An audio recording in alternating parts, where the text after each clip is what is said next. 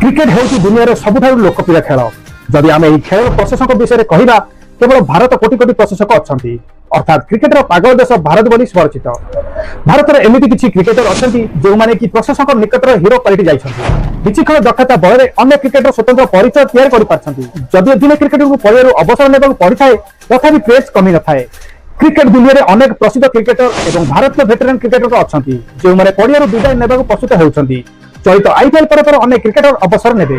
IPL पर सेमानक career शेष होई पारे। एमिति 5 जन खेलाड़ी अछंती जेउमाने कि आईपीएल पर अवसर नेबार यथेष्ट संभावना रहिछि। तेबे जानंतु सेमाने किए महेंद्र सिंह धोनी अंतर्जातीय क्रिकेट रे भारतीय दलर मान बढ़ाइथिबा एवं दलକୁ 3 ट्रॉफी जिताइथिबा महेंद्र सिंह धोनी अंतर्जातीय क्रिकेट रू विदाय नै सारिछंती, किंतु से वर्तमान आईपीएल जारी रखिछंती। चलित आईपीएल पर धोनी को अवसर नेबार यथेष्ट संभावना रही।